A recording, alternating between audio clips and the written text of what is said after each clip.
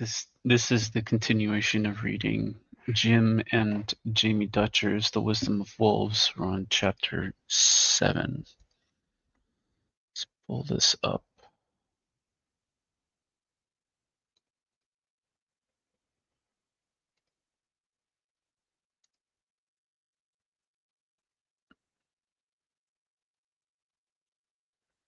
Chapter 7. Stay curious. From Jim's perspective. Comets sat beside a fir tree and eyed us quizzically as we went about our work. We trudged back and forth through the snow, wheeling heavy bales of straw to a clearing in their territory. As we arranged the bales in a rectangular shape, Matomo and Amani trotted over to watch. We stacked a second, smaller rectangle of bales on top of those, and then an even smaller level on top of that. By the time we were halfway through with our job, every wolf in the Sawtooth Pack was quietly observing us. At times like these, I wondered what they thought of us, always scurrying around, busy with some chore or another, never appearing to take time to play. We must we must have been baffling creatures to them. Our preoccupation at this moment was the construction of an artificial hill to enhance the wolves' territory. It was it was early in the project, and I was still experimenting with visual ideas for the film I was creating. I was trying to solve a geographical problem. To the eye, the scene was dramatic, with a 10,000-foot mountain as a backdrop, but the peaks were too close for me to get both the wolves and the mountain in the same shot. To do that, I needed to find a way either to make myself lower or make the wolves higher. A friend had suggested that a small hill might add an interesting perspective. Wolves love to climb up on boulders and fallen tree trunks to survey their surroundings, and they seem to enjoy getting a little bit of height when they are howling. Their territory was a gentle slope rising toward the Sawtooth Mountains. If a wolf climbed the little hill we were creating, I could film from below and cast the wolves against the alpine backdrop. I imagined how regal comets would look howling from the top, with the first rays of morning sun lighting Williams Peak with an orange fire. It would be a marvelous image, so why not give it a try? The worst that could happen is that it would look phony and we'd take it down. I purchased a supply of straw bales from a local rancher, and after the first few snows had fallen, my small team and I stacked them into a pile that resembled a 6-foot high Mayan temple.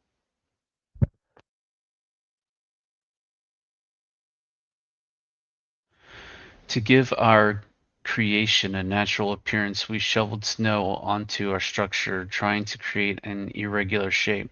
Then, for good measure, we doused it with buckets of creek water so it would freeze overnight. The project took an entire afternoon. As the sun disappeared behind the sawtooths and the temperature began to plummet below zero, I took a step back and admired our creation. Once we got a good snowfall, it was it would look like a huge snow-covered boulder. The wolves' attention had waxed and waned throughout the afternoon, but now they seemed to sense that our project was complete, and they all trotted back and stared at this giant mound that had suddenly formed in their home territory. The next morning, after a quick breakfast, we set out to put the finishing touches on our creation. When we arrived at the clearing, we let out a collective gasp. Our hill was gone, flattened. In its place, a vast beige smear sullied with this fresh snow. Evidently, after we had gone to sleep, the wolves had intensified their investigation. From the way it looked, I imagined that they had dug through the snow that we had painstakingly shoveled into place, then chewed through the twine, holding the bales together, and in what must have been the most fun ever, they had shredded, chewed, rolled in, and scattered the straw far and wide. I never did that perfect low angle shot of Kamots howling with William's pig in the background. On the other hand, I gained a greater understanding of a wolf's boundless curiosity, so I consider that a success. This ill-fated landscape project was born in our imaginations and nurtured by our curiosity. What could we make? In what ways would it benefit the film? How would the wolves react to it? I wanted to find out, and although the results were not as I had anticipated, it was an illuminating and amusing discovery nonetheless. Curiosity had led us to try something we hadn't done before, to imagine the possible outcomes and to put the plan into action. The complexity of our undertaking may have been undeniably human, but the drives that set it into motion were not, at least not exclusively so. In fact, the reason it failed was because my subjects, the wolves of the Sawtooth Pack, were just as gripped by curiosity as I was. As we were building, they were wondering, what's this thing? Why does it smell different? What's it made of? Why are these two-legged creatures fussing over it? Is there anything worth finding inside of it? They wanted to find all this out. Every day the Sawtooth Pack greeted their world with the same curious and slightly mischievous spirit. As much joy as this project brought me, I often awoke at wolf camp with a pit in my stomach, consumed by worries of the day. There were expiring permits to renew, suspicious ranchers to appease, and looming above everything else the search for a permanent home for the pack. I was consumed with worries, but not the wolves. How differently they behaved as they awoke on a winter morning. They'd rise from the little hollows of snow in which they'd slept, stand and shake off the night's ice from their fur, have a long, luxurious stretch, and happily greet each other. They seemed genuinely happy to find themselves in this world again and eager to embrace whatever the new day would bring. Every new experience prompted joyous investigation. As winter tightened its grip, the little stream and pond that graced the wolves' home iced over. The wolves seemed to anticipate this event, eager to carry out what I like to imagine were their own playful science experiments involving the states of matter. I first noticed their fascination with the frozen pond in their early years. In any season, the pond was one of their favorite places to play, so I was not surprised to see Kamats, Lakota, Matsi, Matomo, and Almani all gathered there one cold winter morning. They all seemed to be fixated on the pond's surface, and every so often one of them would bounce on his forepaws the way they would when catching mice in the meadow. I didn't want to disturb their activity, so I took my time getting close enough to see what they were up to. The surface of the pond had frozen fast, but it was still thin enough to be transparent. As I got closer, I realized that the wolves were chasing the little air bubbles that were being carried along under the ice. It uh, it occurred to me that the phenomenon of a solid but transparent object was altogether new to them. This phase of their experiment was short-lived because after a few pounces the ice broke and the tantalizing air bubbles instantly vanished. But then the wonder of shattering ice became their new object of investigation.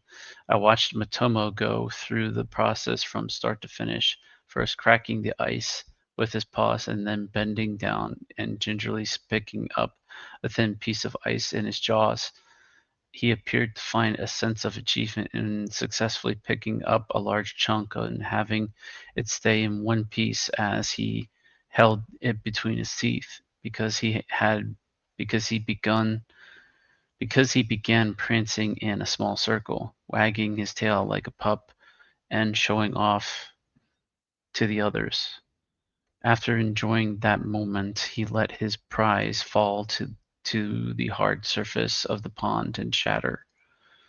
He watched the little shards of ice skid in every direction. Each wolf conducted some variation of this experiment, getting particular pleasure out of the experience of taking a single solid object and smashing it into dozens of pieces. Watching the wolves engaged my own curiosity, and I think they felt the same way watching us. I often found myself wondering who was observing whom. After long after our ill-fated mini mountain of straw had decomposed and Jamie had joined me at Wolf Camp, we began a more substantial construction project.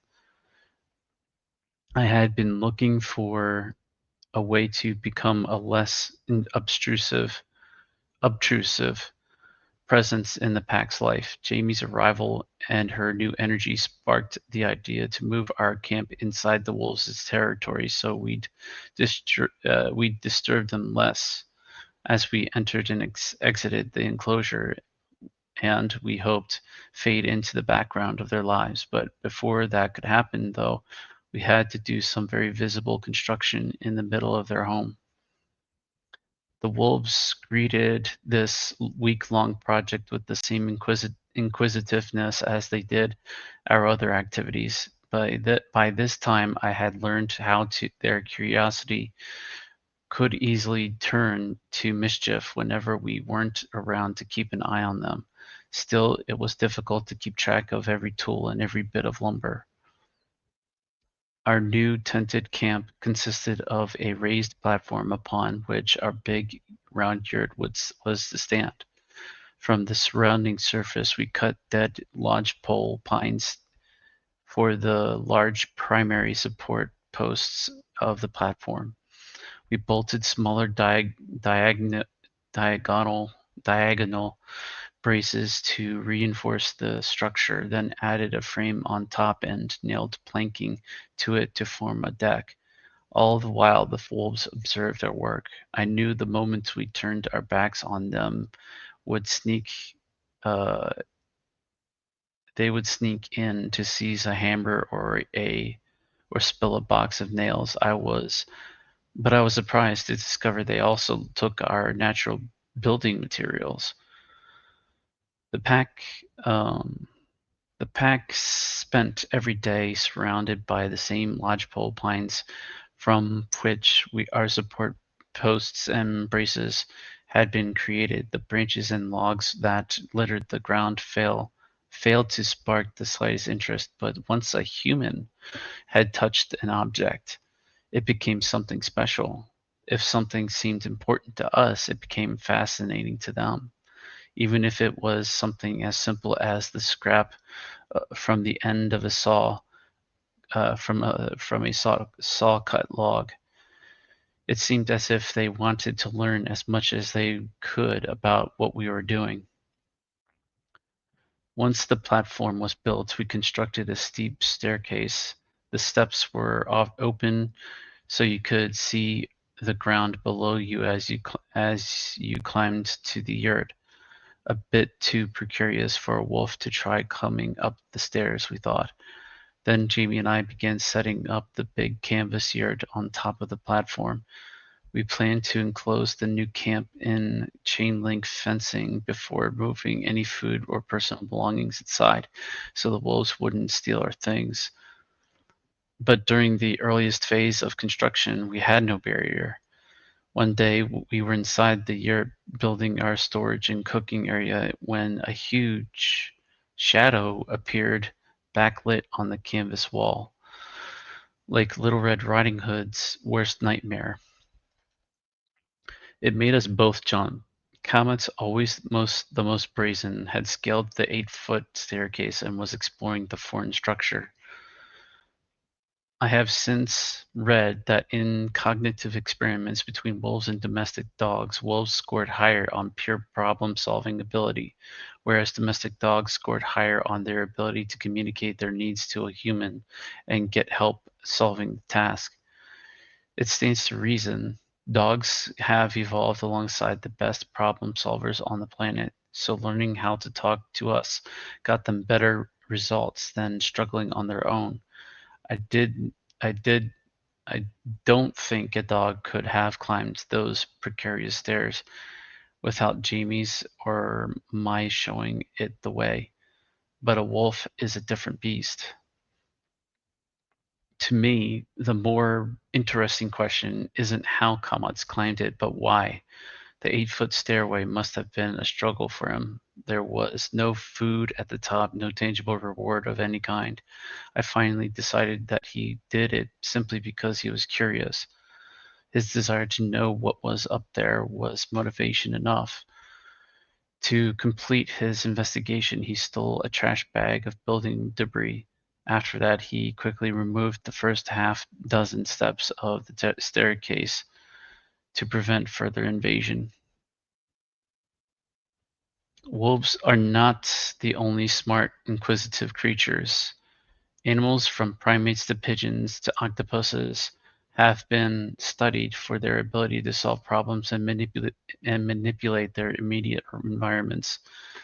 On the surface, human beings have more in common with our other tool-making great apes than with a canine species, but I feel we share a certain kind of curiosity more deeply with wolves than with any other creature on Earth.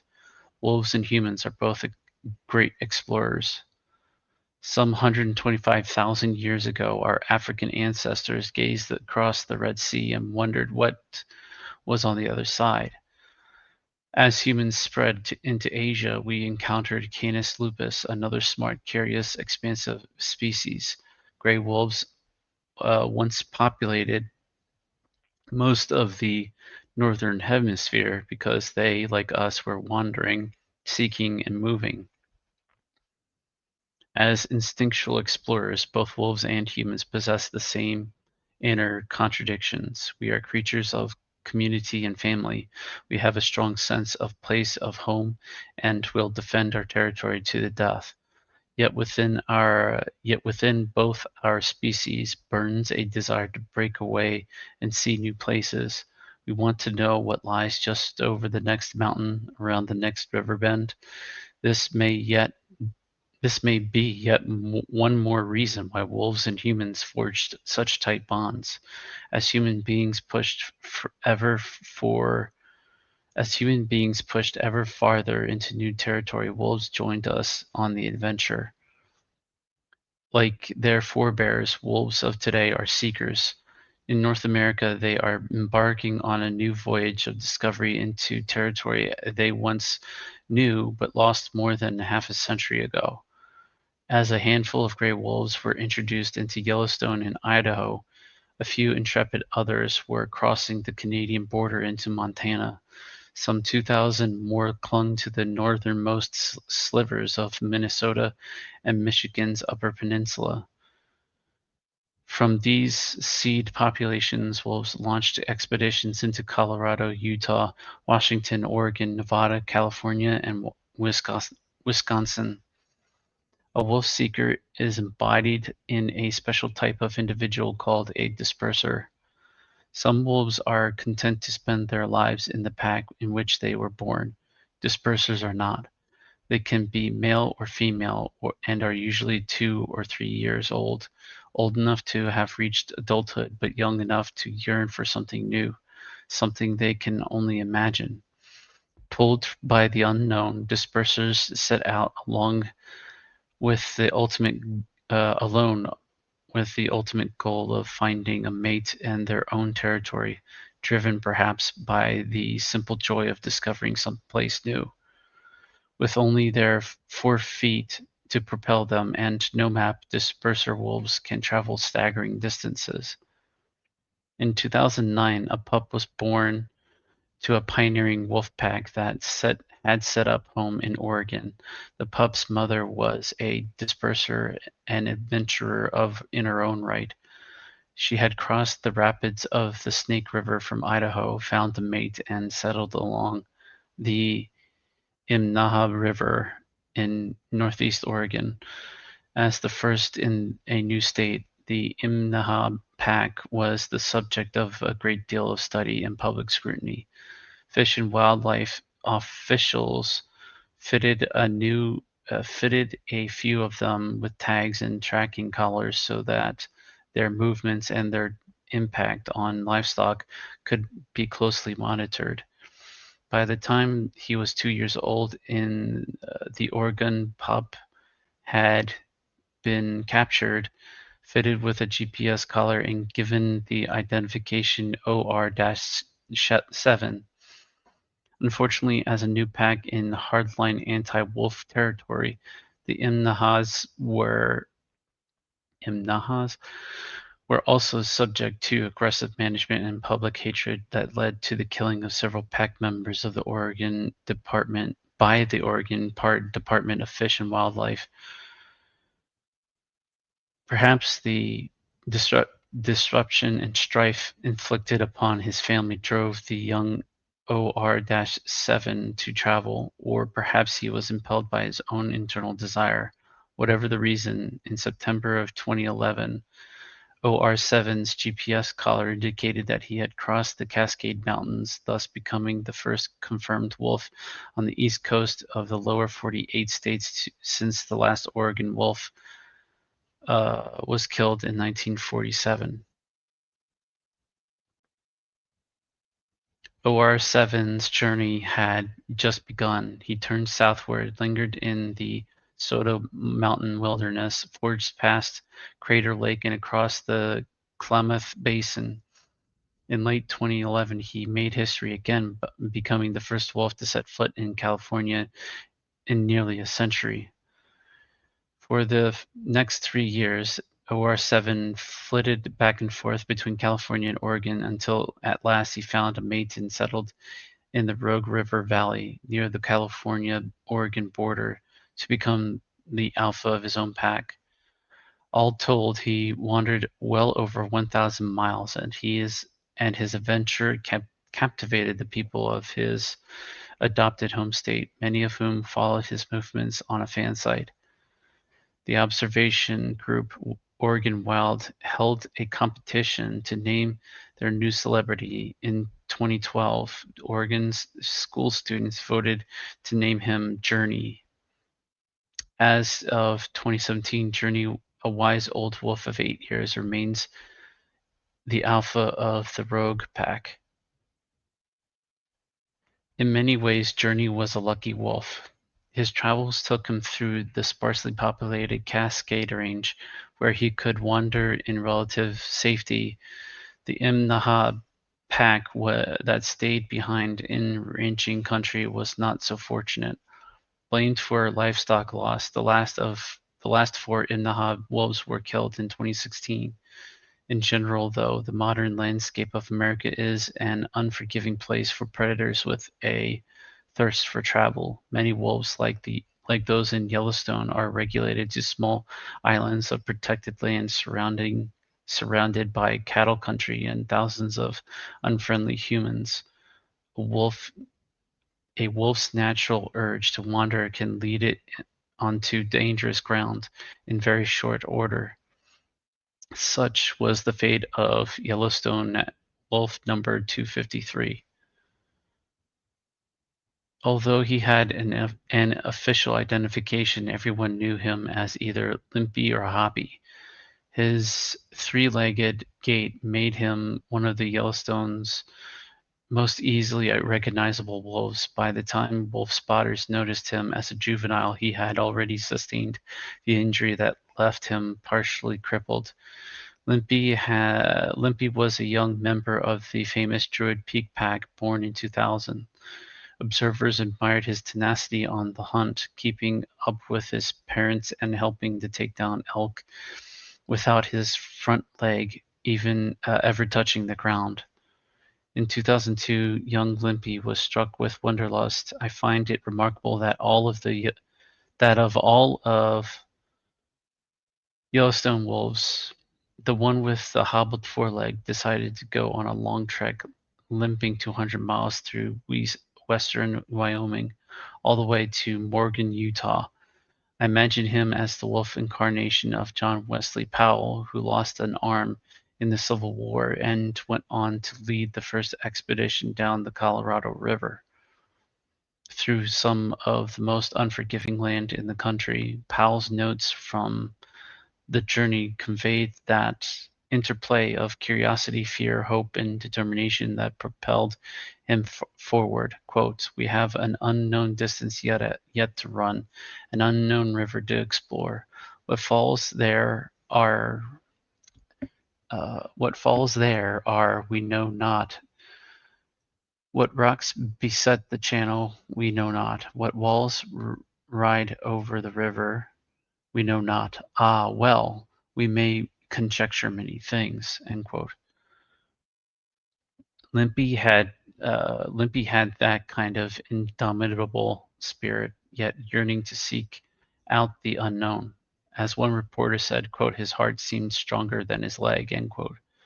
Limpy may also have been searching in vain for a female wolf, but it would be uncharacteristic for a wolf to turn his back on the highest population of available females in the country to look for a mate where no traces of his kind remained. It appears he really was gripped by the desire to explore. In any case, his stint as the first wolf in Utah in 70 years was short-lived. Of all things, one of his good legs found its way into a coyote trap. U.S. Fish and Wildlife officials collected him and released him at the northern edge of Grand Teton National Park. Instead of striking out on his own again, Limpy, now operating on 2.5 legs, crossed the territories of several hostile wolf packs and returned to his old home and his birth pack. Back among the Druids of northern Yellowstone, he settled into the rank of Beta Wolf. Together, he and the famous alpha pair, 21 and 42, became known as the Druids' Big Three, quote unquote, largely responsible for the pack's incredible success. The drive for wolves to stay in their pack is a strong one. In most wolves, it is stronger than the urge to break off alone, but Limpy wasn't like most wolves. There's no exact count, but over his lifetime he must have covered well over 1,000 miles. Even as he entered his 8th year, he was still given to wander. In the end, his spirit of exploration proved fatal. In 2008, Limpy left his family and the protection of Yellowstone once more, and he headed southeast into Sublette County, Wyoming, where stores sell T-shirts depicting a wolf in crosshairs with the slogan, quote, "Smoke a pack day," end quote. For his entire life, Limpy had been a stalwart deer and elk hunter. No matter how deep into cattle country he roamed, and despite an injury that could drive him toward easy prey, he never attacked livestock. From a ranching standpoint, Limpy was a model wolf, but in Sublette County, someone shot him all the same. Opponents of wolf recovery insistently stoke fears over the animal's insatiable hunger for sheep and cattle. The truth is, fewer livestock animals die as a result of wolf predation than by storms, injury, disease, or even attacks from other predators. But statistics don't seem to matter to those who cling to the 19th century mindset that the only good wolf is a dead wolf. When a wolf dies at the hands of man, It is almost never an official act of last resort. Killing wolves is a quick and easy appeasement to ranchers and hunters who didn't want them there in the first place. Changing livestock management practices and implementing non-lethal predator control requires cooperation, money, time, and political will, whereas half a dozen wolves can be shot from a helicopter in an afternoon. Official wolf culling is just the tip of the iceberg. We also kill wolves recreationally, regardless of their impact on livestock, and we pass laws to minimize the penalties for illegal poaching and maximize the body count. We shoot and trap entire packs that choose to live in the wilderness far away from people and ranches. If wolves can't live in wilderness, where can they live? Even as we hold wolves to a near impossible standard of behavior, most of them actually manage to live within our anthropocentric rules, but we shoot them anyway. In Wyoming, people believe in traditional values of the American West: bravery, independence, perseverance, and self reliance. Yet I doubt that the hunter who shot Limpy Wolf number 253M took even a second to pause and realize that the creature he was about to kill was the embodiment of all the qualities he admired: an adventurous spirit full of courage and curiosity. If he had, would he have pulled the trigger? And that is the end of chapter 7.